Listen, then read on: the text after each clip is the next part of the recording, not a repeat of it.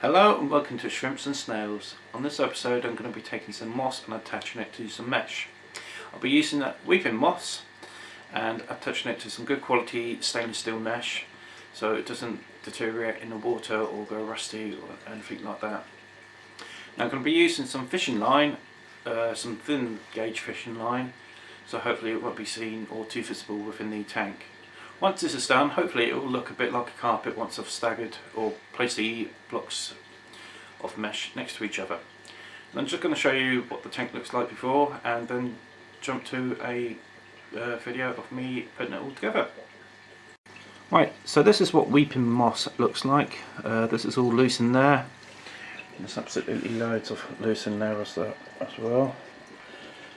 I'm going to be attaching it onto good quality stainless steel mesh like this, and then it's going to be going on the back of this tank here, so hopefully it will look like a carpet sitting at the back there. Right, we'll just jump to a video of me attaching it on. Okay, so I've got my stainless steel mesh, which is 7 centimeters by 7 centimeters or 70mm by 70mm. What you need to do is get your mesh, your moss, and always try and keep it moist, because you don't want it drying out, then it's not going to work particularly well. So all you need to do is lay it over the surface area of the mesh. You don't want to go too thick with this, so if you make it too thick, then the stuff at the bottom is likely just to die off, and then your moss is just going to come away from it. I had to say mesh and moss too much, and I can't even say either one of them now. Mess. No, I'm not going to try it. Yes, that is. Right, so once that's on there, get your piece of fishing line, which obviously being so thin I have now lost, so I'm just going to cut a fresh piece.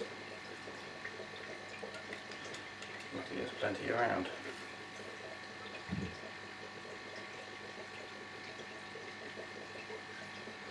So what you want to do, or how to do at the start, you can either use fishing line or cotton thread. Yeah. So first on one corner,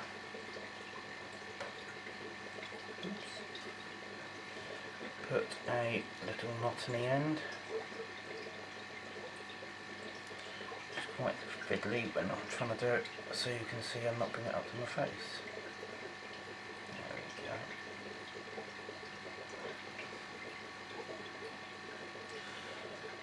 Then literally all you want to do is wind it round and round.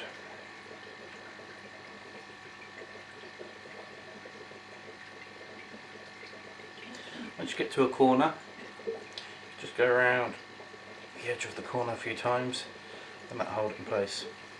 Now once you've gone over it once, you may find there's little boil patches on the edges, so just get another little piece and stick it on there. Then all you need to do again is keep looping around, like pincer the moss to the mesh and allow it to grow through. Now on the end piece, you can either put a knot in it or do what I do and just literally loop it around several times. That's one done. I'll just do another.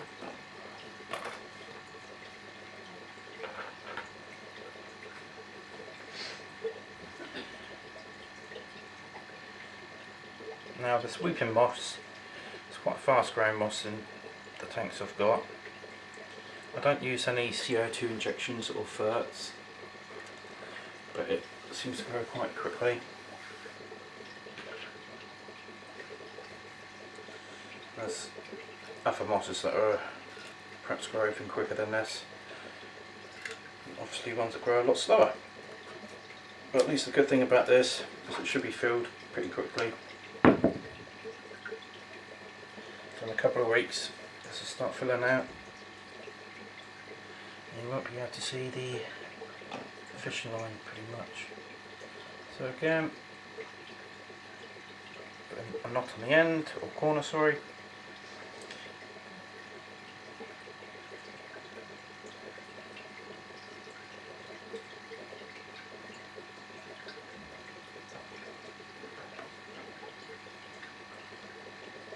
Just wrap it around a few times.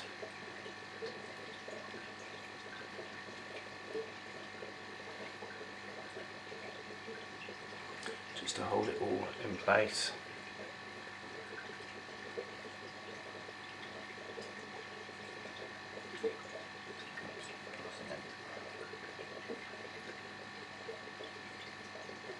Again on the end, just wrap it around itself a few times.